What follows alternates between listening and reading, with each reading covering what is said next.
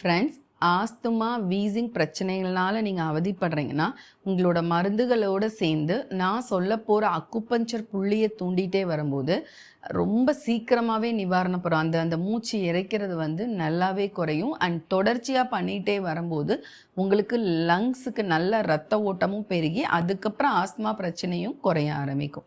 So அதுக்குரிய ஒரு புள்ளி இந்த பெருவிரல்லேருந்து இங்கே நம்மளுக்கு ஒரு இருநிறத்தோல் கலர் மாறி வரும். அந்த இடத்த அப்படியே கவனித்து இங்கே வந்தீங்கன்னா இந்த க்ரீஸில் தொடுற ஒரு இடம் LU9 அப்படின்னு சொல்லுவோம்.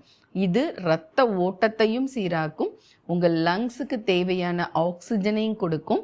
அதன் மூலமாக உங்களுக்கு வீசிங் ப்ரீத்திங் ப்ராப்ளத்தையும் அது குறைக்கும். எப்படி செய்யணும்? ஒரு நாளைக்கு 3 வேளை மூச்சை நல்லா இழுத்து விட்டுக்கிட்டே ஒரு 2 மினிட்ஸ் இந்த மாதிரி இதை அமுக்கி விடலாம். இல்லை ஒரு பென்சிலோட டிப்பை வச்சு நீங்கள் இந்த மாதிரி ப்ரெஷர் கொடுக்கலாம்.